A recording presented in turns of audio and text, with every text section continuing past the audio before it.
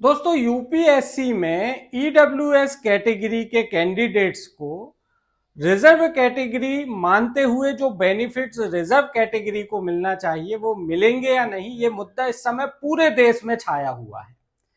मुद्दा नेशनल जरूर है, लेकिन इसकी सुनवाई चल रही है एमपी हाई कोर्ट के प्रिंसिपल बेंच में। 2 दिन पहले ही एमपी हाई कोर्ट ने सुनवाई के बाद ये आदेश दिया था, एक अंतरिम राहत दी थी ईडब्ल्यूएस कैंडिडेट्स को कि उन्हें भी रिजर्व कैटेगरी मानते हुए आयु सीमा में 5 वर्ष की छूट दी जाए, नो अटेम्प्ट की भी उन्हें पात्रता होगी। इसे लेके 18 फरवरी को एक बार फिर सुनवाई होती है। लंबी इसमें जरह होती है, बहस चलती है पक्ष विपक्ष की ओर से, याचिकाकर्ता और प्रतिवादी जिसे हम कहते हैं।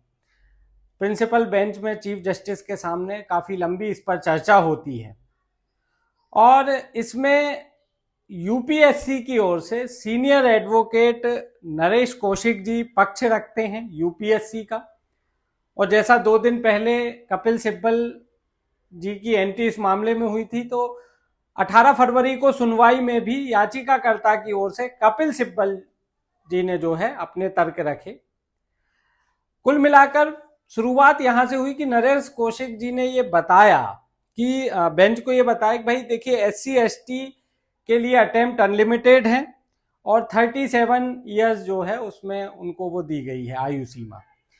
ओबीसी की बात करें तो 9 अटेम्प्ट है और 35 ईयर इनकी जो है आयु सीमा है आवेदन करने के लिए। अब हम उसे अनरिजर्व कैटेगरी कहें या ईडब्ल्यूएस कहें, उनके लिए 6 अटेम्प्ट की पात्रता है और 32 ईयर है। नरेश कौशिक जी ने अपनी ओर से पूरा पक्ष रखा कि क्यों ईडब्ल्यूएस को जो है इस प्रकार की चीजें हो रही है। इसके बाद फिर कपिल सिब्बल जी ने अपनी बात रखी, तमाम प्रकार के तथ्य सामने रखे, काफी लंबी चर्चा और बहस चली, एक बहुत अच्छी सुनवाई जिसे मैं कहूँगा। क्योंकि एमपी हाईकोर्ट के वीडियो को डालने के यूट्यूब पर बहुत सारी गाइडलाइंस है और बहुत सारी उसमें कानूनी पेच है, इसलिए हम वो वीडियो नहीं दिखा सकते आपको। लेकिन दोस्तों, यदि वो वीडियो किसी भी माध्यम से आपको मिल रहा है, आप एक बार सुनिए। जब 2 बड़े सीनियर लॉयर, कपिल सिब्बल अपने आप में एक राष्ट्रीय नाम है, उनकी एक अपनी पहचान है, प्रिंसिपल बेंच जो अपने आप में एक बड़ा वो रखते हैं, और उसके बाद Naresh Kaushik senior advocate UPSC की तरफ से पक्ष है। निर्णय देखिए कोई भी हो, उसमें वो एक अलग विषय है, लेकिन इतनी अच्छी बहस, इतनी अच्छी जगह। दोस्तों वीडियो आपके पास हो जरूर सुनिएगा, मजा आएगा। 35 मिनट 40 मिनट टाइम निकाल के सुनिएगा। खैर, हम अपनी बात ये बता रहे थे कि दरअसल इस पूरे विवाद की जड़ डीओपीटी का वो सर्कुलर है जिसने आर्टिकल 14 और 16 के इशू को दरकिनार करते हुए इस प्रकार का सर्कुलर निकाला। देखिए, विवाद यही है कि ईडब्ल्यूएस कैटेगरी को आप रिजर्व कैटेगरी मानते हो, आप 10% का उसको रिजर्वेशन दिए हुए हो, लेकिन जब भी बात रिजर्वेशन के अन्य अधिकारों की आती है, जैसे आप एज में रिलैक्सेशन देते हो, नहीं दे रहे ईडब्ल्यूएस को, आपको अटेम्प्ट में छूट देनी थी जैसे दूसरी कैटेगरी को मिली, आप यहां नहीं देते हैं। और केवल ये बात यूपीएससी की नहीं है, और सारी भर्तियों में भी हमने देखा है। डीओपीटी ने यही एक वो निकाला था कि भाई आपने एक ऐसा सर्कुलर निकाल दिया जो संविधान के अनुच्छेद 14 और 16 समानता के अधिकार का उल्लंघन करता है। जब आप इसको आरक्षित श्रेणी मानते हैं तो आरक्षित श्रेणी को जो अधिकार मिलते हैं वो अधिकार से आप क्यों इसे वंचित है, यही पूरा विवाद भी है। तो यूपीएससी का ये कहना था कि भाई हमने जो किया है वो सब नियम अनुसार है और इसके ये वजह है। कपिल सिब्बल ने अपनी बात रख दी। इसके बाद बेंच ने ये कहा कि भाई हमने कोई फैसला नहीं दिया, ये तो एक अंतरिम राहत है और जो भर्ती है वो निर्णय के अधीन कर दी गई है, सब्जेक्ट टू आउटकम है। तो जो अंतिम निर्णय होगा वो भर्ती पे लागू होगा, इसमें तकलीफ क्या है। तो इसके बाद कुल मिलाकर यूपीएससी जो चाह रही थी कि जो ईडब्ल्यूएस को राहत मिल रही है, वो उनके जो वकील थे उन्होंने इस पे अपनी विरोध जताया था, लेकिन बेंच ने इसे दरकिनार कर दिया। और जो उसने बेंच ने जो 2 दिन पहले जो अंतरिम राहत दी थी, वो अंतरिम राहत अभी भी मौजूद है, सारी चीजें हैं। जब इस प्रकार की बेंच से आया कि भाई हमने अंतरिम राहत दी थी, तो एक प्रकार से क्लियर हो गया कि बेंच अंतरिम राहत वाला जो ऑर्डर है उसको कोई वापस नहीं लेने वाली है। इसके बाद यूपीएससी की ओर से पैरवी कर रहे वकील सीनियर एडवोकेट नरेश कौशिक जी ने ये तर्क दिया कि इसमें फिर रिजल्ट को लेकर हम क्या करेंगे। भाई रिजल्ट कैसे जारी होगा प्रीलिम्स का, यूपीएससी का। तो इसके बाद बेंच ने फाइनल हियरिंग की बात कर दी कि भाई 24 या 25 तारीख आप बताएं, 24 या 25 फरवरी को हम फाइनल जो है इसकी हियरिंग कर देते ताकि ये कोई समस्या ही ना रहेगी।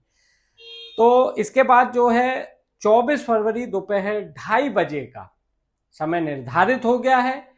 यूपीएससी में ईडब्ल्यूएस का भविष्य 24 फरवरी दोपहर 2:30 बजे तय हो जाएगा कि आखिर ईडब्ल्यूएस कैटेगरी को लेकर एमपी हाईकोर्ट की प्रिंसिपल बेंच क्या अपना जजमेंट देती है, और इस जजमेंट पे पूरे देश की निगाह रहेगी। आप देखिए, आप तमाम खोल लीजिए, आप टाइम्स ऑफ इंडिया देखिए, हिंदुस्तान टाइम्स देखिए, लाइव लॉ देखिए, तमाम जगह जो बिल्कुल शीर्ष स्तर के जो मीडिया हाउसेज हैं उसमें यदि आज की डेट में एमपी का सबसे ज्यादा मुद्दा कोई हाईलाइट है तो वो सिर्फ यही है कि एमपी हाईकोर्ट में यूपीएससी में ईडब्ल्यूएस कैटेगरी को रिजर्व कैटेगरी मानते हुए जो बेनिफिट मिलने चाहिए उसको लेकर जो सुनवाई हो रही, आज का मतलब सबसे बड़ा टॉकिंग टॉपिक पॉइंट यही है।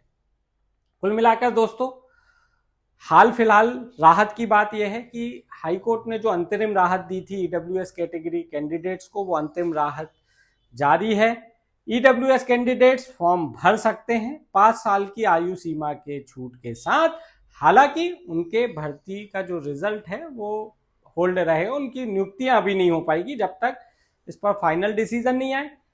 हालांकि एमपी हाईकोर्ट ने 24 फरवरी दोपहर 2:30 बजे इसकी फाइनल हियरिंग की डेट फिक्स कर दी है। आप सभी की नजरें रहेंगी, तभी तमाम मीडिया हाउसेस की नजरें रहेंगी, हमारी भी उस पर नजरें रहेंगी।